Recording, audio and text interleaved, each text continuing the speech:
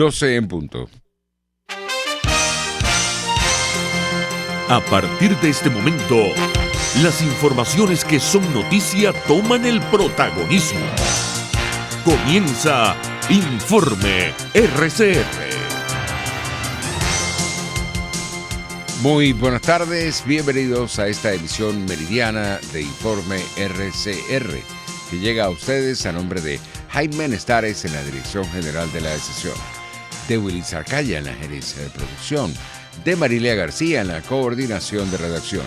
En la producción de este espacio está Génesis Rodríguez y en la dirección técnica Gregorio González. Les saluda Argenis Barreto. Comenzamos ya las informaciones.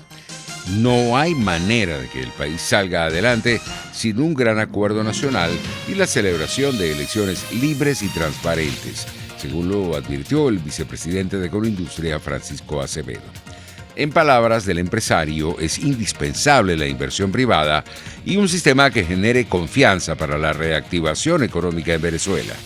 ¿Por qué no pueden arreglar la economía hoy en día? Bueno, porque ya destruiste demasiado. Es decir, tú destruiste el edificio, ahora quieres ver cómo arreglas el cuarto. Bueno, pues si ni siquiera queda apartamento, ¿cómo arreglamos el cuarto, no? Entonces, las consecuencias las estamos viviendo. Ellos tratan, pero no tienen la capacidad y no hay manera que este país salga de la crisis económica si no hay un gran acuerdo nacional. Los venezolanos todos debemos ponernos de acuerdo, debemos ir a un proceso limpio y transparente de elecciones, donde todos los participantes jueguen en las mismas condiciones para que este país pueda llegar a un acuerdo y se pueda transar a una economía donde genere bienestar y salud para los venezolanos. El dirigente empresarial advirtió que el sector industrial inicia este 2021 muy golpeado por la competencia desleal que ha promovido el régimen de Maduro, favoreciendo la importación de productos terminados. Es inviable levantar un país sin sector industrial. Es inviable levantar un país sin la pequeña y la mediana empresa generadora de empleo y de bienestar. Y eso lamentablemente lo termina de destruir esta última política económica, donde el gobierno sigue creyendo que el problema es abastecimiento y no entiende que el problema que tienen los venezolanos es poder adquisitivo. Hoy en día el problema de Venezuela no es abastecimiento. Usted va a cualquier automercado y está más lleno que nunca. El problema es capacidad de compra de los venezolanos. Y para eso hay que arreglar el problema económico de fondo, generar productividad, generar producción, inversión y ahorro. Y eso es inviable mientras tenga la legislación que tienes, la inseguridad jurídica que tienes y la conflictividad política que tienes en Venezuela. No hay manera que tú generes inversión, crecimiento y ahorro arrancando diciendo que vas a expropiar los bienes de los que se fueron del país porque huyeron de una crisis nefasta, de una crisis económica y de las políticas económicas que envidiaron, hicieron inviable vivir en su propia tierra. Por su parte, el economista y experto petrolero José Toro Hardy aseguró que Venezuela atraviesa en este momento la peor crisis económica del planeta, caracterizada por la peor hiperinflación del mundo. El segundo país con mayor hiperinflación del mundo es un país fácil prácticamente, que es Sudán. Y la inflación de Sudán es 103%. Imagínate tú, de 6.500% Venezuela, 103% Sudán. Bueno, tenemos un empobrecimiento brutal de la población, como quiera que se le vea. Tenemos una industria petrolera que llegó a ser poderosísima en el mundo y que hoy en día está destruida. Tenemos un sector agrícola. En fin, describir este desastre. Estoy leyendo en este momento un escrito de Richard Thaler. Richard Thaler, un economista de los más notables del mundo. Él fue Premio Nobel de Economía y dice textualmente: me pregunto, ¿será que en Venezuela no hay quien frene ese desastre que está haciendo su presidente? No existe en la historia del planeta un desastre mayor que ese que está ocurriendo en Venezuela. En palabras de Toro Hardy, por primera vez en la historia de Venezuela, los incrementos en el precio del petróleo, lejos de favorecernos, nos perjudican debido al crecimiento de los precios de la gasolina y la dependencia de la importación de combustibles que ahora mismo sufre nuestro país. En la medida que surjan perspectivas de que vea una luz al final del túnel a la pandemia, pues las expectativas se traducen en que las refinerías, etcétera, a comprar petróleo pensando que al sur esto va a aumentar el consumo. Eso hace que aumenten los precios del petróleo ligeramente. Pero ¿cuál es el impacto en Venezuela? Bueno, nulo, probablemente negativo.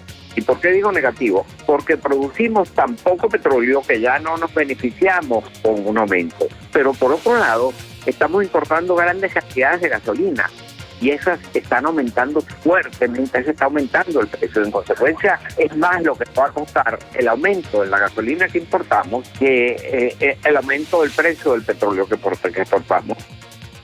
En otras noticias tenemos que el jefe del régimen, Nicolás Maduro, presentará este martes su memoria y cuenta correspondiente a 2020 ante el Parlamento chavista que funciona en el Palacio Federal Legislativo. Así lo aseguró Enrique Ramos, diputado electo en el proceso del 6 de diciembre, en una entrevista que concedió al canal oficialista Venezolana de Televisión. Maduro, desde 2016, incumpliendo con lo establecido en la Constitución, ha hecho la rendición de cuentas ante el Tribunal Supremo de Justicia oficialista y la extinta Asamblea Nacional Constituyente. Por su parte, la Sociedad Interamericana de Prensa condenó este lunes al régimen de Nicolás Maduro en Venezuela por una nueva ola de agresiones y ataques a los medios y periodistas independientes y pidió a organismos intergubernamentales y gobiernos democráticos que hagan lo mismo.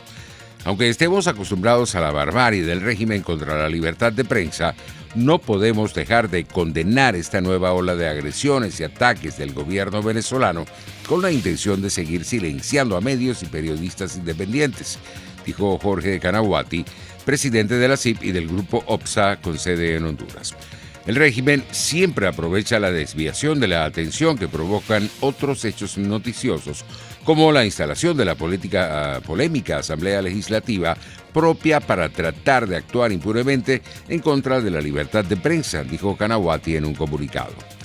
En otras informaciones tenemos que la Asociación de Ganaderos del Estado Táchira, Azogata, anunció la suspensión de las actividades y programas en el marco de la Feria Internacional de San Sebastián debido a la pandemia de coronavirus, tal y como lo comunicaron los agremiados a la opinión pública. Vive los momentos críticos, debemos decidir en favor de las acciones que afecten lo menos posible a nuestro gremio y al público en general. En este sentido, atendiendo a la alarmante situación de salud pública que se vive en nuestra área de influencia por los efectos de la pandemia, Azogata no puede hacer más que iniciar actividades sociales en favor de conseguir y aportar recursos en las personas de las necesidades de nuestros centros de salud que gallardamente atienden a todos los afectados, sin discriminación alguna. Por lo tanto, todas las actividades y eventos públicos de la Feria de Exposición Agropecuaria quedan suspendidos o pospuestos, y en su lugar, durante el mes, vamos a llevar a cabo las actividades sociales indicadas. En internacionales, la farmacéutica AstraZeneca y la Universidad de Oxford solicitaron hoy a la Agencia Europea del Medicamento una posible licencia condicional de uso de la vacuna contra el COVID-19 en la Unión Europea, con la posibilidad de que ese organismo termine su evaluación antes del 29 de enero.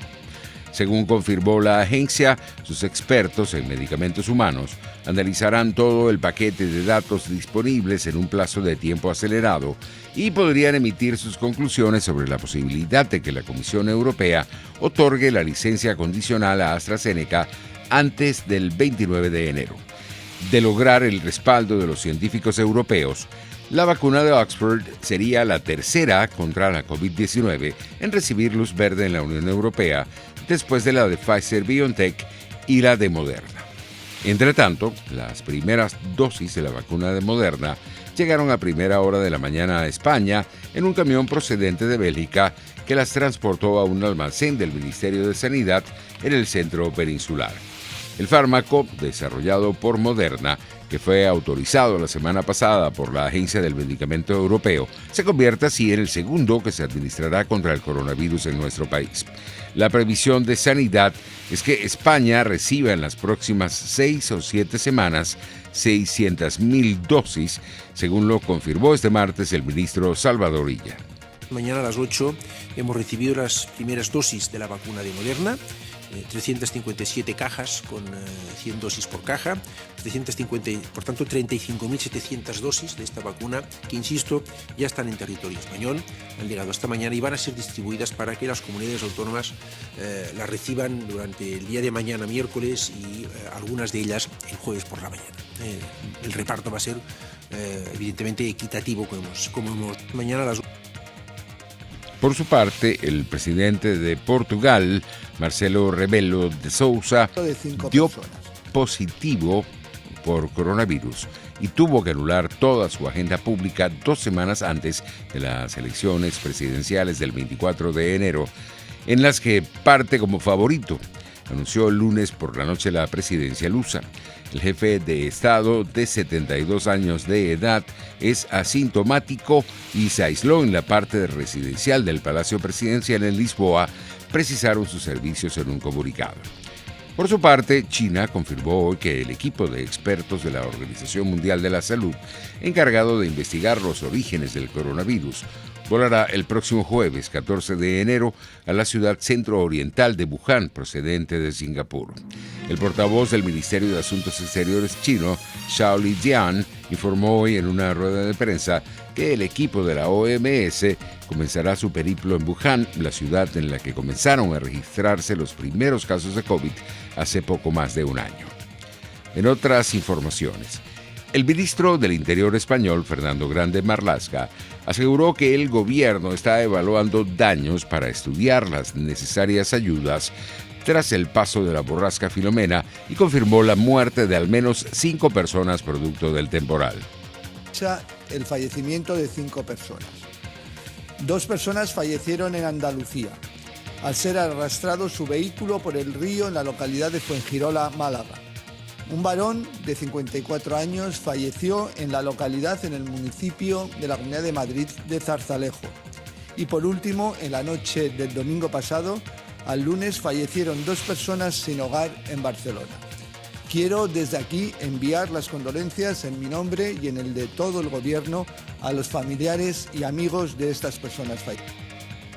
Por su parte, el director de la Agencia de Seguridad y Emergencia de la Comunidad de Madrid, Carlos Novillo, ha señalado que se están trabajando para ir recuperando la normalidad, priorizando la llegada de suministros esenciales a la capital española luego del paso de la borrasca Filomena. En Estados Unidos, el presidente Donald Trump tiene previsto viajar este martes a la frontera sur del país para visitar la que fuera su principal promesa de campaña: los 640 kilómetros de muro construidos entre Estados Unidos y México.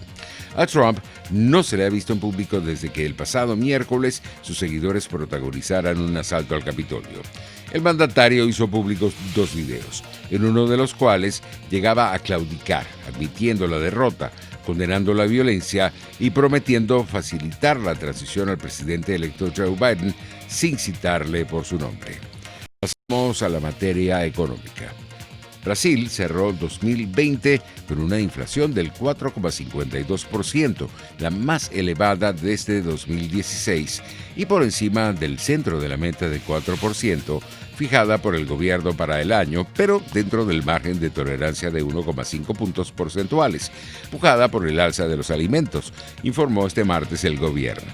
De acuerdo con el Estatal Instituto Brasileño de Geografía y Estadística, la inflación en el país en un año no era tan elevado desde el 6,29% medido en 2016, quedó 0,21 puntos porcentuales por encima de la de 2019, que fue del 4,31%, y se ubica arriba de las expectativas del mercado, que eran del 4,37%. Los precios internacionales del petróleo ganaban terreno en horas del mediodía. El WTI de referencia en Estados Unidos se ubicaba en $52.86 el barril, mientras el Brent de referencia en Europa se cotizaba en $56.38. En materia deportiva, la campaña regional 2020-2021 de la Liga Venezolana de Béisbol Profesional puso punto final y con ello fue otorgado el último galardón al jugador de la semana, que recayó en la tercera base de los Navegantes del Magallanes, Leonardo Reginato. El diestro, de 30 años de edad, demostró gran poder con el madero para liderar la nave y ayudar a la novena a obtener el cupo a la postemporada del torneo dentro de la división occidental. Así estamos llegando al final de esta emisión meridiana por el día de hoy. Los esperamos para nuestra emisión matutina. Hasta entonces.